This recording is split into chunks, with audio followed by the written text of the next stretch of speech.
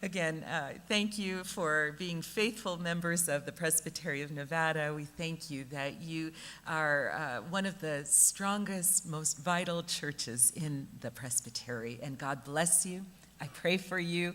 I look forward to my visits with you every year. A family had gone to the movies, 어떤 가족이 극장에 영화를 보러 갔습니다. and on the way in, 이제 극장에 들어가는데 their young son stopped by the refreshment stand to buy some popcorn. 그 집에 이제 젊은 아들이 그 팝콘을 사려고 그 팝콘 파는 그 매점에 그 극장 안에 있는 매점에 잠깐 들렀습니다. By the time he got into the theater, 이제 팝콘을 사고 극장에 그 아들이 이제 들어갔는데 the lights were already dim. 이제 그 불빛이 이제 벌써 이제 꺼진 거예요. 어두침침한 거예요. He scanned the theater 그래서 그가 이제 극장 안을 쫙 둘러봅니다. and evidently couldn't find his family. 그런데 문제는 그 가족들이 어디 있는지 볼 수가 없는 거예요. The lady who tells the story says she watched him pace up and down the aisles, searching in the near darkness. 이제 이 장면을 목격한 어떤 여자가 보니까 그 집 아들이 이렇게 왔다 갔다 통로로 왔다 갔다 하면서 자기 가족을 찾는데 찾을 수가 없었습니다. As the lights began to go down even further, 이제 불빛이 이제 극장은 완전히 깜깜해지고요. he stopped and asked out loud, 그는 이제 딱 서서 큰 소리로 이렇게 외칩니다. "Does anyone recognize me?" 누구 나 아는 사람 없어요? 네. 자, 웃자고 하는 얘기니까 여러분 좀 웃어주시면 좋습니다. What an important question. 얼마나 중요한 질문입니까? Does anyone recognize 누구 좀 me? 나 알아봐주는 사람 없습니까? I wonder how many people come to our churches looking for family, for companionship. 저는 오늘날 많은 사람들이 그 가족과 우정을 찾기 위해서 얼마나 많은 사람들이 교회에 오는지 궁금합니다. What do they find when they sit in a strange seat or walk around in the narthex? 그렇게 우정과 어떤 가족애를 찾기 위해서 사람들이 교회에 오지만 이렇게 어색하게 자리에 앉아서 또는 예배가 끝나고 현관을 이렇게 나설 때 정말 그 사람들이 경험하는 것은 무엇일까요? Does anyone recognize them and welcome them with the love of Jesus Christ? 정말 그들이 예수 그리스도의 사랑으로 그것을 경험하고 정말 그들을 알아주는 그런 사람들이 얼마나 있습니까? When I first began as a pastor in the late 1980s, 제가 1980년대 후반에 처음 목사가 되었을 때 if I happened to be out of town for a meeting or conference, 어떤 미팅이나 교회 컨퍼런스가 있어서 다른 지역을 여행하게 되면은 people would often ask me about the unique challenges of being a pastor in Las Vegas. 사람들은 종종 저한테 질문을 해요. 라스베가스에서 목회를 하는 것의 어떤 독특한 점은 무엇입니까? With its worldwide reputation as Sin City, 그 죄악의 도성이라고 알려진 그 명성과 함께 I'm sure they expected an answer that had to do with gambling. 저는 생각하기를 사람들은 저에게 그런 대답을 기대하는 거예요. And all the gambling, yes, yes, gambling. yeah. We're familiar with that. Yeah. Reno 그래서 too. 뭐 도박이라든지 뭐 이런 대답을 사람들이 아마 기대를 하고 있었습니다. Yeah, yeah.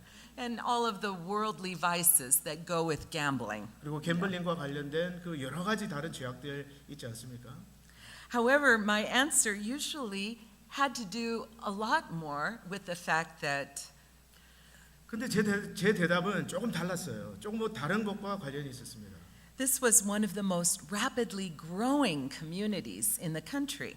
라스베가스는 이 미국 안에서 급성장하는 그 도시 중에 하나라는 사실이에요. The uniqueness of serving a church in our town had more to do with the fact that 그 라스베가스에서 이렇게 사역하는 그 독특한 점은 좀 더 다른 점하고 이렇게 연관이 되어 있는데 most people who came to Las Vegas had left behind their extended families and communities. 사람들이 라스베가스로 자기들의 가족이나 어떤 친구라든지 또 그런 공동체를 떠나서 라스베가스로 오는 이유가 있는데요. And were looking for a place to connect, to feel welcomed, to be recognized. 그 목적 중에 하나는 사람들은 좀 연결되고 싶은 거예요. 그리고 환영받고 싶은 어떤 공동체, 자기들을 알아주는 어떤 그런 열망을 가지고 이렇게 온다는 겁니다. In a world that has become increasingly complex, fast-paced, and alienating, 우리가 살고 있는 이 세상은 굉장히 복잡하고 또 빠르게 변하고 또 소외감을 주는 그런 세상에 우리가 살고 있는데 people have a great need to feel themselves part of a community. 우리 사람들에게 그 큰 욕구가 있는 거예요. 필요가 있습니다. 그게 어떤 필요냐면 우리는 뭐죠? 공동체의 일원이 되기를 원하는 겁니다. 어딘가 소속되기를 원하는 거예요. To have a place where they belong, a place where they can be heard. 정말 내가 좀 어딘가 소속되고 싶다. 그리고 누군가 정말 내 이야기를 좀 들어주는 곳이었으면 좋겠다. A place where they can find meaningful ways to make a difference. 그리고 정말 내 삶을 통해서 뭔가 좀 의미 있는 변화를 구현해낼 수 있는 어떤 그런 곳에 우리는 소속되고 또 속하기를 원하는 욕구가 있다는 겁니다. Sadly, for some people today, 근데 너무나 슬프게도 어떤 사람들한테는 community is just a virtual circle of friends on Facebook. 이 공동체라는 것이 그냥 우리가 페이스북에서 친구 맺기 정도의 수준밖에 안 되는 거예요. A great hunger the church can fill. 교회가 채워줄 수 있는 어떤 큰 목마름, 배고픔은 is to provide an accepting, 환영하는 그 공동체를 만들어주는 것입니다. Christ-centered, 그리고 예수 그리스도의 중심이고 true community in which the emotional and spiritual needs of people can be met. 사람들이 가지고 있는 영적이고 정서적인 욕구를 만족시켜 줄 수 있는 어떤 그런 공동체를 만들어주는 것입니다.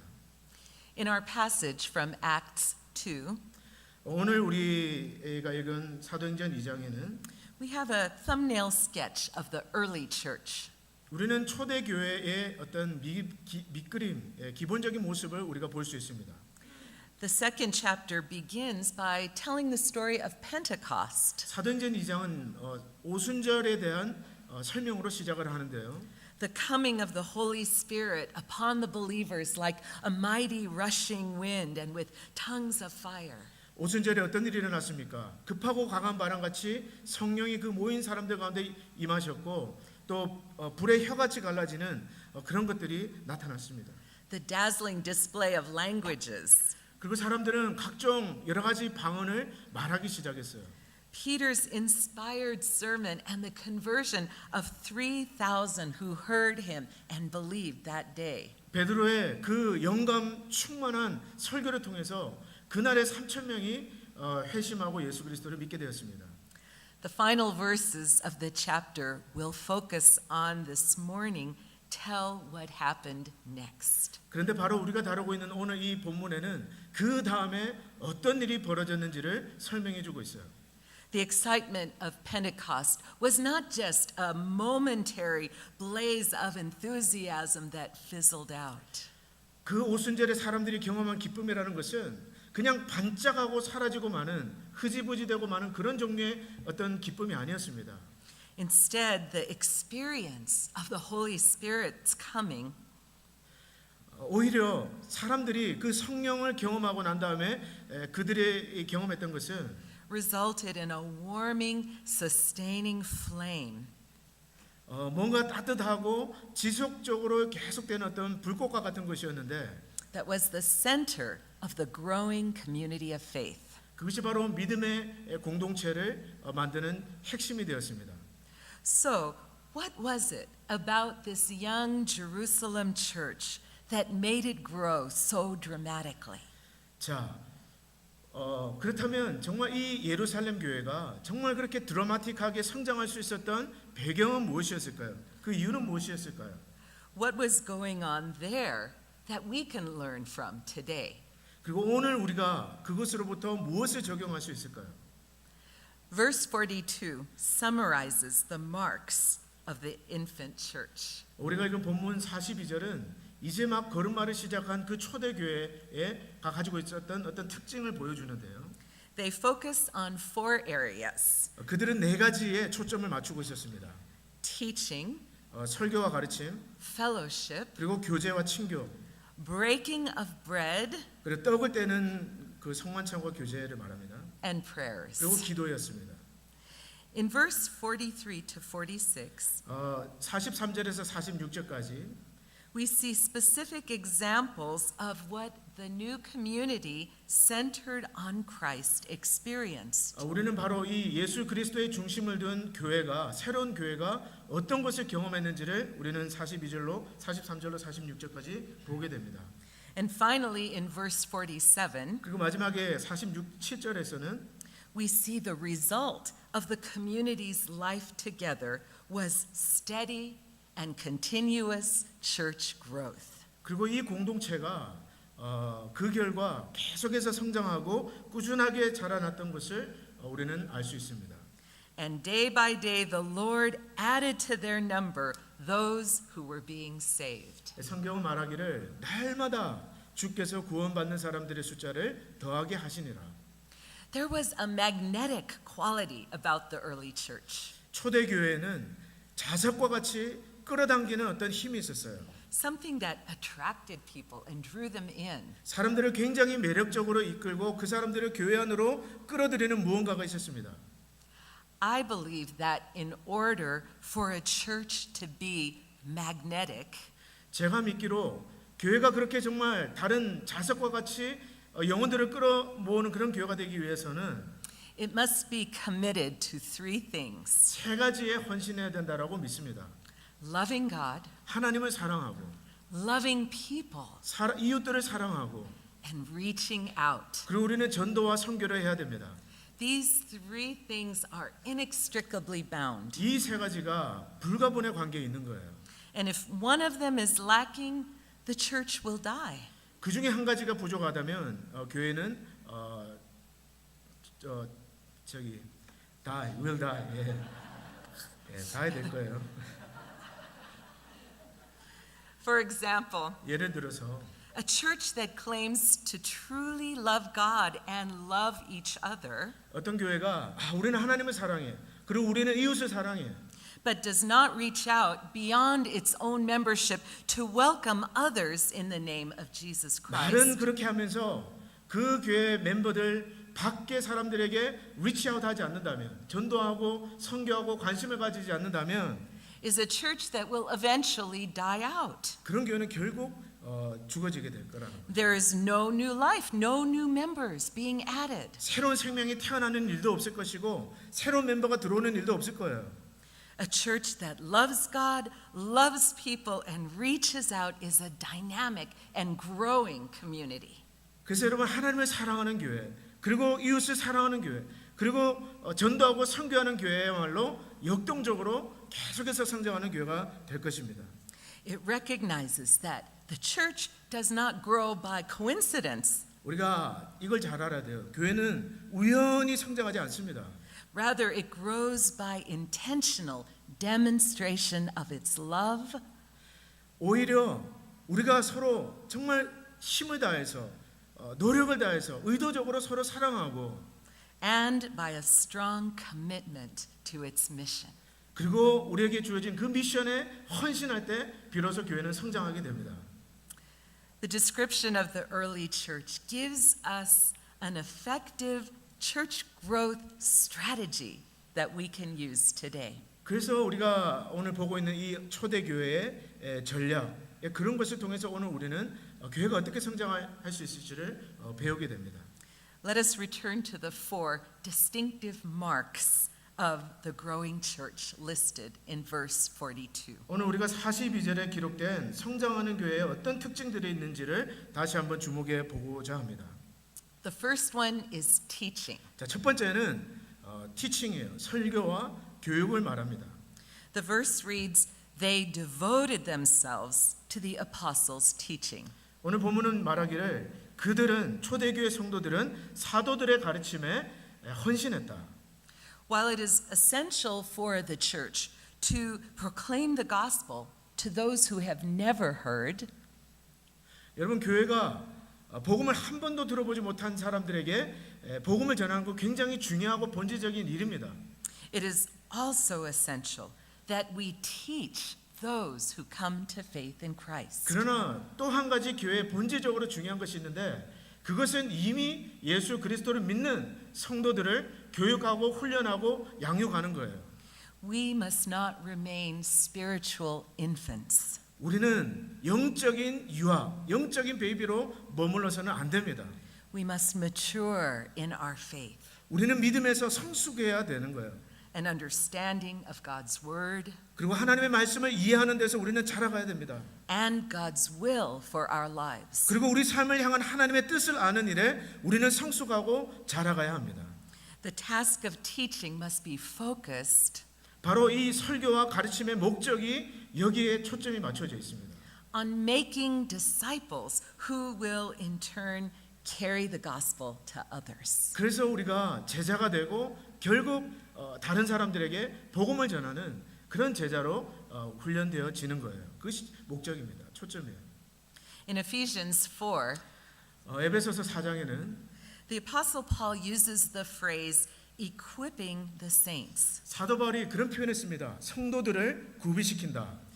as a way of expressing the important role the church must play 그 성도들을 구비시킨다는 것이 바로 교회가 가지고 있는 굉장히 중요한 역할이고 목적인데요.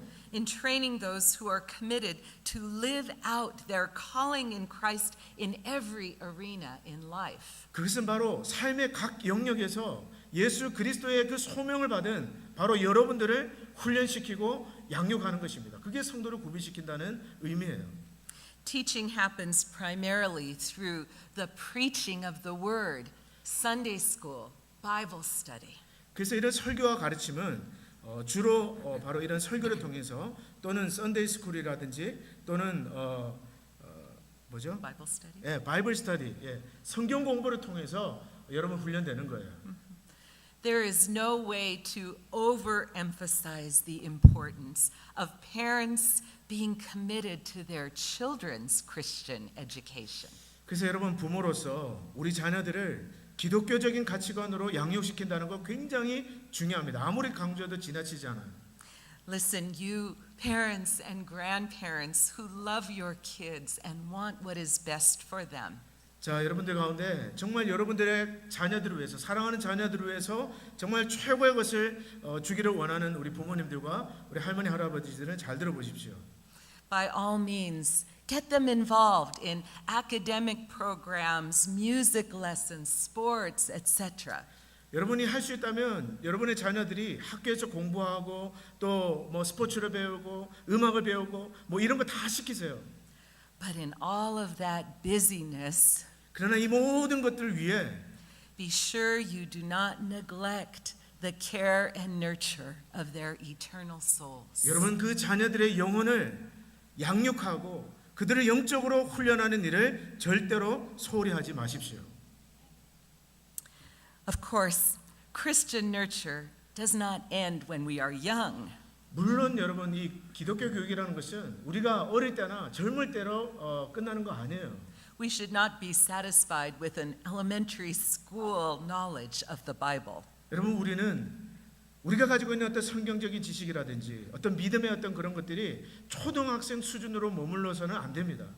As adults, we also must continue to grow in our understanding and application of God's word. 우리는 영적인 성인으로서 우리는 계속해서 하나님의 말씀을 이해하고 그 말씀을 우리 삶 가운데 적용시키는 그 삶에서 자라나가야 합니다. By reading it daily 그것은 매일매일 성경을 묵상하고 성경을 읽고요. and by committing ourselves to study the Bible, 우리 자신이 성경을 공부하는 그 일에 헌신하는 것입니다. whether alone or in a group. 혼자 공부를 하든지 아니면 그룹으로 공부를 하든지 어쨌든 헌신을 하는 거예요. So next comes fellowship, 자, 그다음 오는 것이 이제 교제입니다. or as the Greek puts it, koinonia, 헬라어로는 코이노니아라고 합니다. becoming a truly loving and caring community. 그 코이노니아가 의미하는 것은 정말 그 진정한 공동체, 서로 돌보는 공동체의 교제를 뜻합니다. The unique nature of Christian fellowship is shown in verses 44 and 45. 이제 44절에서 45절에 진정한 그리스도인의 교제가 무엇인지를 보여주고 있는데요. This fellowship bonded the believers together so closely 자, 이 성도들의 교제라는 것이 굉장히 강력하게 묶여져 있습니다. that they willingly gave up their individual economies in order to support the whole group. 그래서 그 사람들은 다른 사람들을 서포트하기 위해서 자신이 가지고 있는 것을 기꺼이 나눌 수 있었습니다. They were so bonded 그 사람들은 굉장히 결속이 강했는데요. that there was no more mine or yours. 예, 어느 정도냐면 네 거 내 것이 없었어요. Rather, everything was held in common for the good of all. 오히려 많은 사람들의 공동의 성과 유익을 위해서 그 사람들은 정말 기꺼이 자기의 소유를 나누었습니다. The early church, by pooling their resources, 초대교회 사람들은 자기들이 가지고 있는 모든 자원들을 다 동원해서 made sure that no one was in need. 그래서 그들 가운데 아무도 궁핍한 사람이 없도록 그렇게 교제했습니다. They learned not to hold too tightly to material things. 그들은 물질적인 것을 너무 꽉 쥐고 움켜쥐지 않는 것을 법을 배웠어요. And to care enough for others so that all the needs were met. 그래서 그 사람들 가운데 있는 모든 사람들의 필요가 채워질 수 있을 정도로 그들은 서로 돌보았습니다. This is quite a revolutionary concept for many of us. 이것이 얼마나 우리에게 혁명적인 그런 생각들 아닙니까? To be concerned enough for each other that we step in and take care of those in need. 우리가 필요한 사람들에게 우리 자신을 들여서 충분히 그들을 돌아보고요. That we help those among us who have a financial crisis. 그리고 우리 가운데 재정적으로 어려움을 겪고 있는 그런 분들을 우리가 서로 서포트하는 것입니다. And that we make sure that some are not suffering while others have more than they can ever use. 그래서 한쪽 편에서는 자기가 가진 것을 다 쓰지도 못하고 있는 사람들이 있지만 한쪽에서는 그 뭐죠? More than they can use. Yeah. Some have so much, some have not enough. 예, Yeah. 그래서 한쪽에서는 가진 것도 다 못 쓰고 또 한쪽에서는 없어서 힘들어하고 이런 시츄에이션을 만들지 않는 겁니다. 얼마나 혁명적인 그런 생각이에요. Of course, the idea of fellowship and sharing 이 그 친교라는 그 개념은 should not be limited to possessions alone. 단지 소유에만 적용할 수 있는 것이 아닙니다. Are we sharing ourselves with each other? 우리는 서로 우리 자신을 나누고 있습니까? Our time, 우리의 시간과 prayers, 우리의 기도와 love, 사랑과 compassion, 그리고 우리의 긍휼함과 joy, 기쁨과 tears, 눈물과 hope, 희망과 and faith. 믿음을 우리는 나누고 있습니까? Mutual sharing, 서로 나눈다는 것, giving, 그리고 서로 주는 것, serving, 서로 섬기는 것, loving and caring. 사랑하고 돌보는 것. This is what Christian fellowship, true koinonia, is all about. 이것이 바로 그리스도인의 교제, 코이노니아가 진정으로 의미하는 것입니다. The last two marks of the early church 자, 마지막으로 두 가지 초대교회의 특징 중을 말씀드리겠습니다. are equally important, 둘 다 똑같이 중요한데요. but we'll touch on them briefly. 그렇지만 우리가 간략하게 짚고 넘어가겠습니다. First, breaking bread together. 자, 첫 번째가 바로 떡을 떼고 나누는 것입니다. Someone has written, there is no better way to enjoy God's abundance than to share a meal with people you love. 누군가 그렇게 썼습니다. 하나님의 풍요로움, 하나님의 부유하심을 경험하는 것에 있어서 사랑하는 사람들이 같이 앉아서 음식을 나누는 것보다 더 좋은 것은 없다. From the beginning of time, 역사적으로 볼 때 there have been few things that knit us more closely together as humans than to sit down and share a meal. 역사적으로 볼 때 우리가 서로 앉아서 음식을 나누고 교제하는 것 이상으로 정말 우리를 밀접하게 하고 엮어주는 그런 것은 없었습니다. Eating together is a sign of hospitality, 우리가 같이 밥을 먹는다는 것은 그 사람을 환대한다는 의미예요. of acceptance and friendship. 그 사람을 받아들인다는 의미고요. 또 그 사람과의 우리는 친구라는 것을 뜻합니다. 먹는다는 것이. Remember how often Jesus was criticized for eating with sinners. 여러분 한번 기억해 보십시오. 예수님이 얼마나 많이 죄인들과 함께 밥 먹는다고 욕을 얻어먹었습니까? By eating with them, he was making a powerful statement about whom he had come to earth to love and save. 그러나 바로 그 예수님이 그 죄인들과 같이 식사함으로 인해서 바로 그가 누구를 위해서 왔는지 또 누구를 구원하기 위해서 왔는지를 생생하게 보여주신 것입니다. He was not afraid of the judgmental attitudes of the religious leaders. 예수님은 종교적인 지도자들이 예수님을 정죄하고 판단하는 것을 두려워하지 않으셨어요. Jesus' mission was to seek and to save the lost. 왜냐하면 그 예수님의 미션, 예수님의 그 소명은 죄인들을 찾아서 그들을 구원하는 것이었기 때문입니다. To love the sinners and welcome them into the kingdom of God. 그들을 사랑하고 또 그들을 하나님의 나라로 환영하는 것이었기 때문에 그렇습니다. Of course, breaking bread together has also come to remind us of the Lord's Supper. 물론 우리가 교제라는 것, 또 그 친교라는 것은 단지 그냥 먹는 것을 뜻하는 것이 아니라 성만찬, 우리가 하는 그 성만찬을 상징하기도 합니다. We cannot think of breaking bread together without remembering Jesus' command to eat the bread, to drink the cup. 우리는 성만찬을 하면서 이 떡을 먹으라, 또 이 잔을 마시라고 하신 예수님의 명령을 생각하지 않을 수가 없습니다.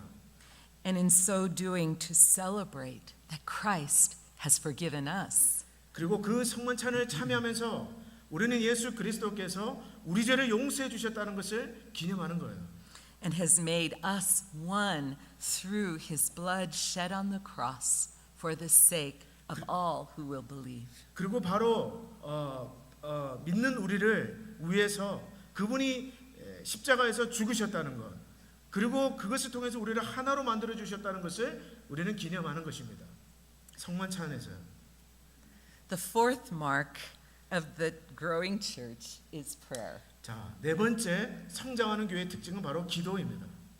We read that the early church spent much time in the temple in prayer and study. 우리는 성경의 기록에서 읽기를 초대교회 성도들은 성전에서 기도하고 말씀을 배우는 일에 많은 시간을 썼다는 것을 알 수 있습니다.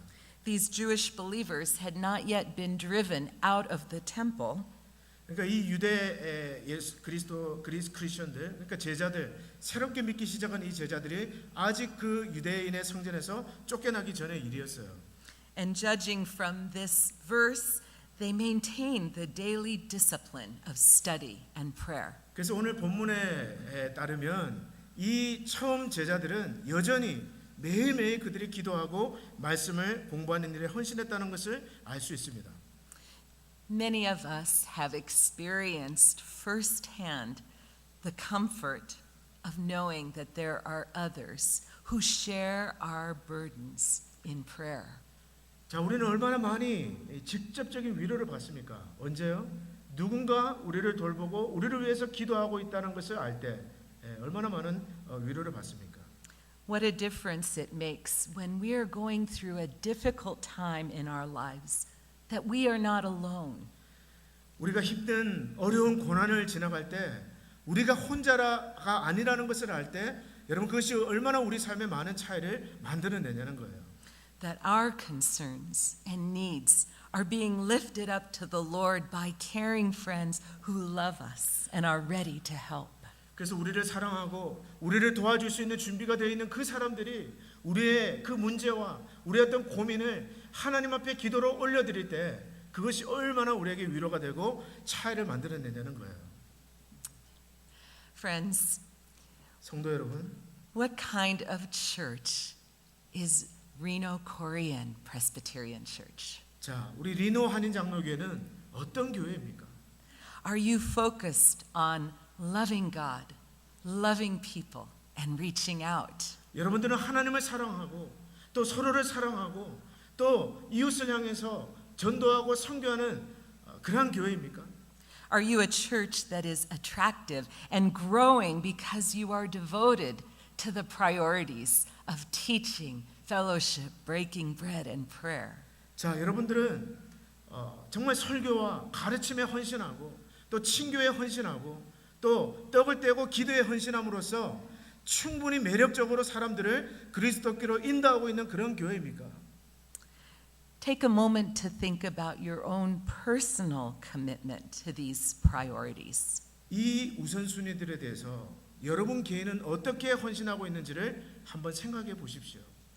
Are you digging into God's Word? 여러분은 하나님의 말씀을 파고 들어가며 그 말씀을 공부하고 배우는 열정이 있습니까? Are you praying for the church and its members? 여러분들은 우리 교회 성도들, 여러분 옆에 앉아 있는 그런 분들을 위해서 여러분 기도하고 있습니까? Are you supporting the church's work and generously sharing your resources? 여러분들은 여러분들이 가지고 있는 그 resources, 그 재정뿐만 아니라 모든 것들을 기쁨으로 여러분 헌신하고 있습니까? Are you sitting down to share a meal or coffee with someone and giving the gift of yourself? 그리고 여러분들은 정말 다른 사람들과 함께 식사를 나누고 커피를 나누면서 여러분 자신을 기꺼이 내어주는 삶을 살고 있습니까? Are you taking time to recognize those who visit your church? 그리고 여러분들은 여러분의 교회를 방문한 사람들을 알아봐주고 있습니까? To welcome them in the name of Jesus. 그들을 예수 그리스도 이름으로 환영하고 있습니까? The answers to these questions make all the difference in what kind of church Reno Korean Presbyterian will be. 바로 제가 드린 이 질문에 대한 대답이 우리 리노 한인 장로교회가 앞으로 어떤 교회가 될지에 대한 대답이 될 것입니다. So may each of us renew our commitment to helping create a loving, caring, serving, and growing church. 자, 여러분들의 헌신, 우리 교회가 서로 돌아보고 또 사랑하고 또 섬기는 그런 교회가 되기 위해서 여러분의 헌신을 새롭게 하시기를 축복합니다. In the name of the Father, Son, and Holy Spirit. Amen. 성부와 성자와 성령의 이름으로 아멘.